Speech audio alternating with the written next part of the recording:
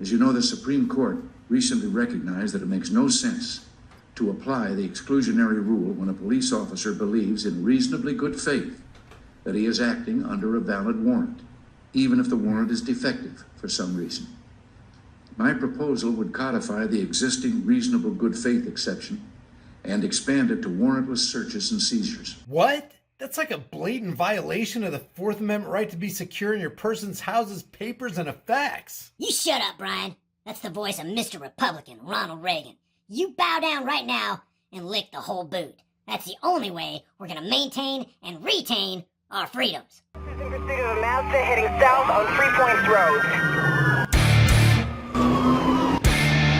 Here's the deal.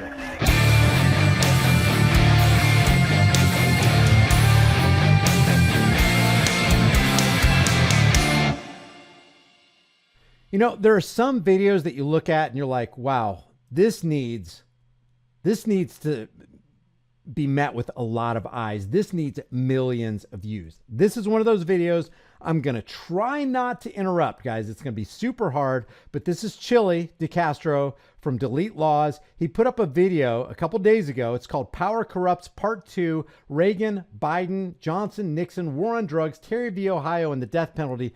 I love how succinctly he encapsulates one of the greatest problems in our land.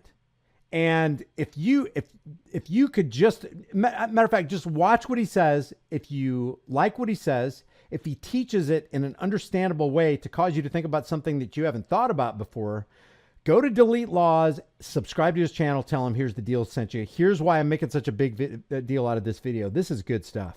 Down here, look at this, and now Reagan introduces for-profit prisons right here. The first reform I want to talk about today concerns that exclusionary rule. As you know, the Supreme Court recently recognized that it makes no sense to apply the exclusionary rule when a police officer believes in reasonably good faith that he is acting under a valid warrant, even if the warrant is defective for some reason. My proposal would codify the existing reasonable good faith exception and expand it to warrantless searches and seizures. And did you hear that? Expand it to warrantless searches and seizures. You know what that constitutes?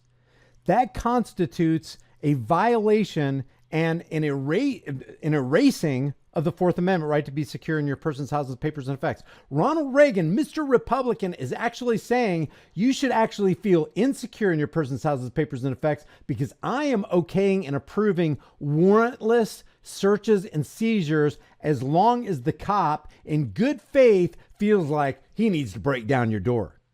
And as like Chili says right here, well, I thought something was funny, so I initiated. That's called good faith. Well, I felt like something was going on in there. So we went ahead and broke down the door, broke out all the windows. Me and my crew went in with flashbangs. We didn't care who was in there because we had a good idea that something was going on in there that our politicians wouldn't approve of. Good faith exception and expand it to warrantless searches and seizures. And expand it to warrantless searches and seizures. It'll make a difference to those of you on the front line. And now after that, you're going to see an explosion at the same rate from here to here, all the way going here. And then, so now we get to 1994 and the Mullen Commission comes out. And the Mullen Commission says the same thing about the Wickersham Commission and the same thing that the Knapp Commission says, but it also says that police have now created a blue wall of silence, that they will not speak on other police. The Mullen Commission actually unearthed, just like he's saying, it unearthed a bunch of corruption in the New York Police Department. Check this out. This is amazing that they would even fund the Mullen Commission, because look what they found. It says the Mullen Commission is formerly known as the City of New York Commission to investigate allegations of police corruption, and oh boy, they found it, and the anti-corruption procedures of the police department. Former Judge Milton Mullen was appointed in June 1992 by then New York Mayor David N. Dinkins to investigate corruption in New York City Police Department. Mullen's mandate was to examine and investigate, quote, the nature and extent of corruption in the department. Man, did they find it. evaluate the department's procedures for preventing and detecting that corruption, and recommend changes and improvements to those procedures. And check this out. In December 1993, the New York Times, this is the New York Slimes, guys. The New York Slimes is actually going to report some truth. Reported that the special mayoral panel asserted that the New York City Police Department had failed at every level to uproot corruption. If they failed at every level to uproot corruption, then they did the exact opposite. They were actually protecting and hiding the corruption behind the thin blue wall of silence, like Chili's saying, and had instead tolerated a culture that fostered misconduct and concealed lawlessness by police officers. Mullen issued a report in July 1994, and this was the conclusion. Today's corruption is not the corruption of the Knapp Commission days. Corruption then was largely a corruption of accommodation, of criminals and police officers giving and taking bribes, buying and selling protection. Corruption was, in its essence, consensual. But listen to what he says. This is the Mullen Commission. Today's corruption is characterized by brutality, theft, abuse of authority, and active police criminality. And then it makes you think, when these law enforcers get gunned down in the streets because people are trying to protect themselves from said law enforcers, what do? They have this huge entourage of all these cops on the clock, thousands upon thousands of them, a sea of blue for as far as the eye can see, memorializing this guy who's involved in this clearly criminal organization, according to the Mullen Report. There's a section in the Mullen Commission, I believe it's page 136 or 138, that talks about internal affairs in policing. And it says that they're completely inept, that internal affairs within police are completely inept. The Mullen Commission comes out in July. And internal affairs, I have no doubt, and there's evidence that supports this, the internal affairs are incentivized to be inept. It's like purposeful ineptitude or ineptness, whatever word you want to use. And you know what? Getting back to Ronald Reagan real quick before we go on with Chile, because he's got so many important things to say. But I wish I could find a better, this is all blurry, but look, this is what Ronald Reagan said. And this speaks directly to your Second Amendment right, your natural right to have any weapon you want, and your ability to have that weapon shall not be infringed. Mr. Republican, Ronald Reagan, if this was the only thing he was wrong about, he was a tyrant. I do not believe in taking away the right of citizens for sporting, for hunting, and so forth, or for home defense. But I do believe that an AK-47, a machine gun, is not a sporting weapon or needed for the defense of the home. He's the one who instituted the first ban on firearms, the first significant ban on automatic firearms. If you're not free to buy an automatic firearm in this country, guess what? You're not free. July of 1994. And then Joe Biden's crime bill comes out in October.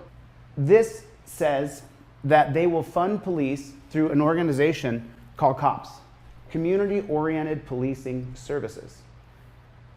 It's an acronym, Community-Oriented Policing Services. But what the COPS program actually does is, using the Judge Advocate General Fund, again, through the 1994 crime bill, it mints new police in your city, town, or state anytime they're requested. The federal government will foot the bill for your new sheriffs, borough, district, city, town, state police, you name it.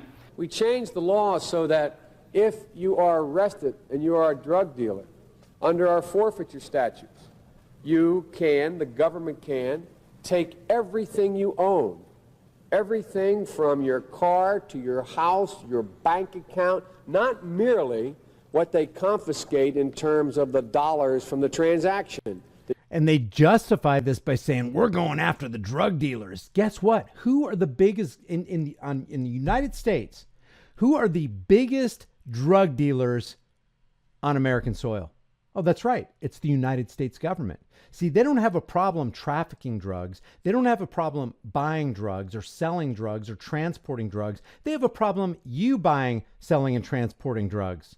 because they don't want competition. So, of course, if they were gonna be consistent that buying, selling, and trading and dealing with drugs is a criminal activity, then they have to admit that they are involved in criminal activity. So what it really boils down to is they don't really think it's criminal. It's just criminal for you to offer them competition. And that's what the government's in the business of doing, is eliminating competition. They'll sell drugs and they'll legalize it and they'll justify it. But as soon as you do, they want the death penalty for you, like Let's Go Brandon is saying right here. You just got caught engaging in. They can take everything. They can take everything. If they only apply to the Judge Advocate General Fund that is set up through the 1994 crime bill, then they will get new police minted, and the federal government will pay for those police for the first couple years. I'm not sure, it's kind of murky, I can't get the data, how long the federal government will pay for those police. But then after that, it falls upon your city and your state.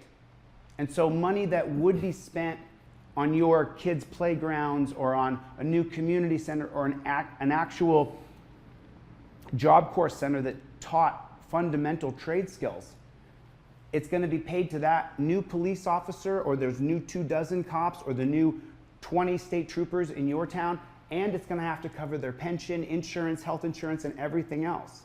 So the funds that were allocated within your city, state, or town are then trumped by the federal government's appointment of new police in your specific area, depending on which agency they're in. There's so many different agencies. And look what happens to the prison system. Look what happens. And so police have a total black eye, and the Mullen Commission is hidden from the public. There's no real internet email system like there is today in 94. It's not the same. 1994 is not the same as today.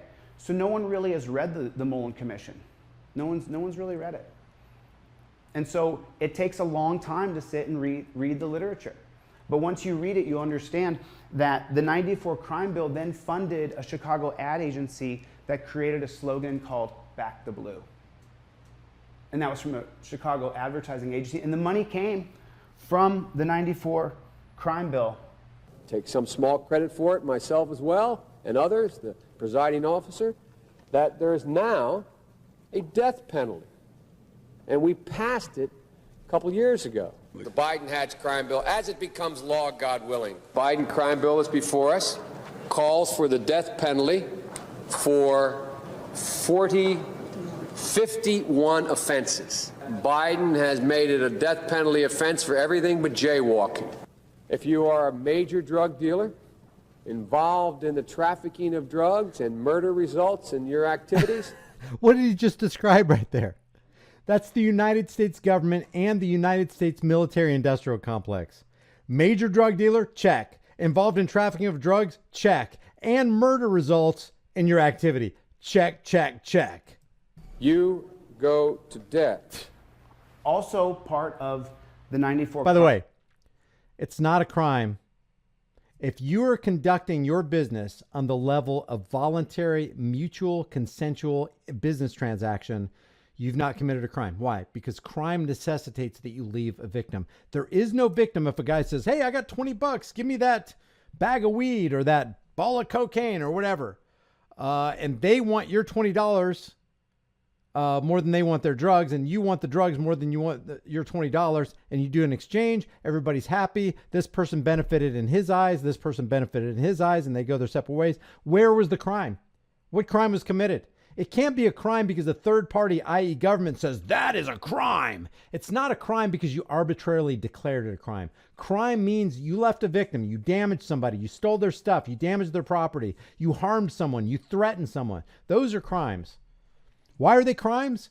They're crimes. It's self-evident. They're crimes because you wouldn't want those same actions to come upon you without your consent. You don't want to be harmed. You don't want to be stolen from. You don't want your property damaged. You don't want somebody to threaten you. So if you wouldn't want that done to you, then you don't do that to somebody else. That is the essence of a crime.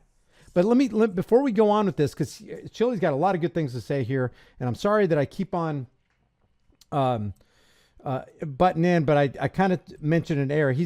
Reagan wasn't responsible for the first gun ban, but there was something called the Mulford Act. You remember when the Black Panthers were walking around and they went to I think it was the Senate House in California, and they were armed and they had AK-47s and they were walking in and out of the congressional building. Well, they didn't like that. So Mulford Act was in 1967, and it was a bill that prohibited public carrying of loaded firearms, but they pinned it on the Black Panthers and used that as a projection to sweep everybody up in this, so that that was their justification to violate the Second Amendment.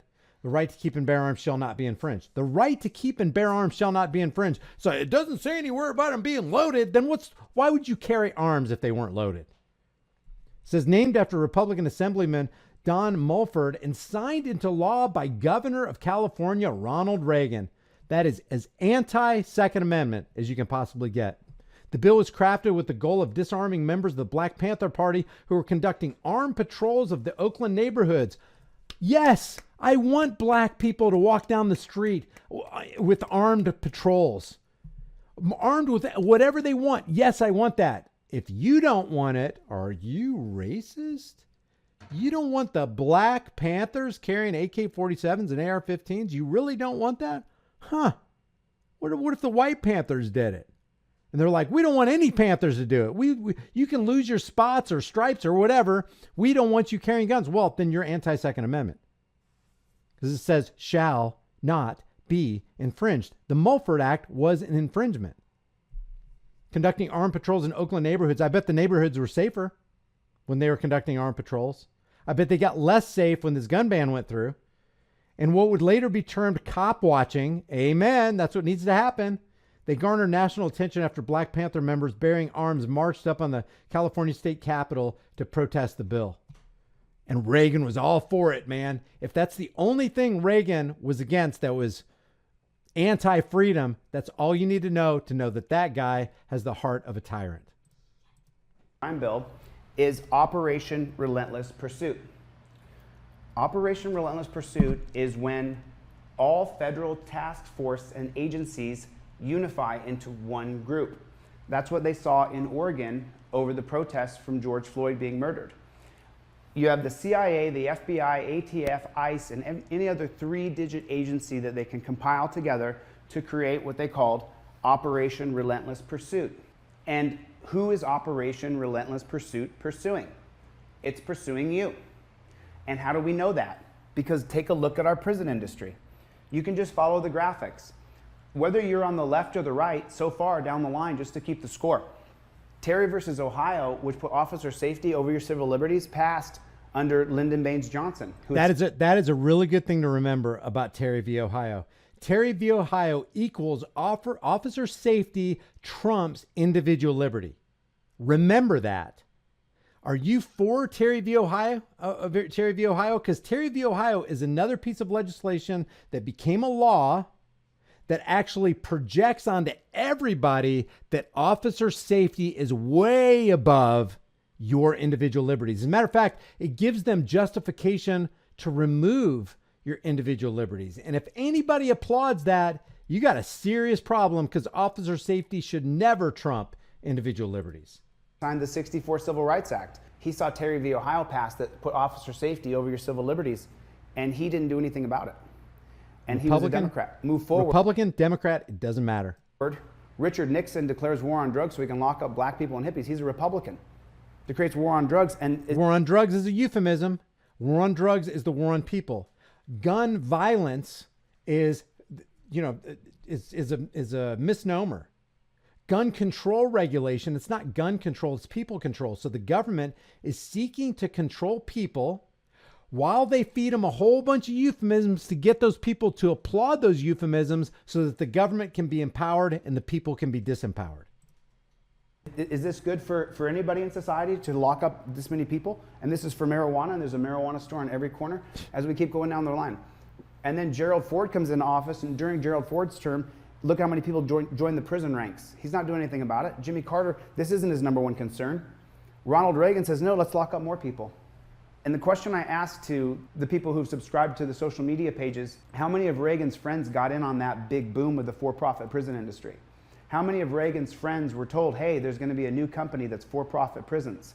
I think you all know how strongly the American people feel about restoration of the death penalty. Currently, there are no adequate federal procedures on the death penalty, and so it cannot be used in cases where federal statutes provide for capital punishment. My proposal would establish such adequate procedures so that the death penalty provisions already on the books can be utilized in such cases as espionage, treason, and aggravated murder. Judicial activists have expanded the federal habeas corpus doctrine to such an extent that it interferes with our primary defense against crime, the state criminal justice systems. Originally meant to safeguard our liberties, the habeas corpus doctrine is now misused by federal courts to second-guess valid state criminal conviction. My proposal would reform this doctrine and prevent it from being used as another tool to let guilty criminals off the hook. Wow. I'm going to fast forward this right here because there's kind of a little dead space. The prison industry. Because this is their stock portfolio right here. You're looking at it. I love the way he puts that. So when you're looking at a graph with the increase in the population in the prison industrial complex, this graph perfectly correlates with the stock portfolio of the insiders who initiated the prison industrial complex and imprisoned non-criminals, people who had not created a victim. There it is. There's the stock portfolio of the for-profit prison industry. How many of Ronald Reagan's friends got in on that? How many of Reagan's friends were invited in? Amen. How many of Reagan's friends got in on this first little boost of stock? And man, we're going to arrest a lot more people, right? We're passing legislation and laws that allow police, give them rights over us. And there's where policing for profit comes from. Policing for profit. You are tax cattle. You are viewed by them as slaves and they're the masters. When they can put another body into the prison industrial complex, that generates massive amounts of revenue for the powers that shouldn't be, who are already invested in this kind of stock portfolio. So now we climb up here, now Joe Biden's crime bill. So now we're going into Democrats, big Bill Clinton, George W. Bush, George H. Bush. So this is George H. Bush, not George W. Bush. George H. Bush, it's climbing under him. He doesn't even notice it. Bill Clinton's supposed to be a liberal Democrat of some kind. Look what happens under him. He passes the 94 crime bill just 2 years after being in office. That's insane. Joe Biden writes the crime bill. This guy, he writes it. That our prison industry then skyrockets like a rocket. And then in 2000, George W. Bush comes in and it's still climbing like a wow. Barack Obama comes in, it looks like it starts to dissipate here, but you know why? Because we can't afford to lock up people anymore. We don't have enough capacity or money to lock up people without creating even more, and people are starting to revolt now when prisons are being built. They're going, no more prisons. They tried to build a bunch of kids' prisons in different cities and towns around America, and people have revolted. So what I'm going to do is I'm going to leave you the link because there's like 9 more minutes of this. This is good stuff. This is good information, and I want to help make this video go viral. Matter of fact, this video that you're watching right now, make this video go viral so that people can watch this video and then watch the rest of the 9 minute. It's an 18-minute and 23-second video. But people need to understand this because I'll tell you what, you guys, those who desire to be ignorant and free desire what never was and what never shall be. You cannot continue to be ignorant about what's going on in your world and expect your children and your grandchildren to have any semblance of freedom in the coming months, years, and decades. We got to plow through the blizzard of ignorance. We got to subdue the tsunami of apathy and tame the tornado of indifference, basically, so that we can maintain and retain our freedoms. That's how it works. The price of freedom will always be eternal vigilance, and indifference to this notion is the means by which the people have and will secure their own oppression. Leave your thoughts about this for the world and the global thought police in the comments section below, and I'll see you guys in the next video. Take a look at Delete Laws. Go over there, subscribe to his channel, hit the bell notification, let him know that Here's the Deal sent you.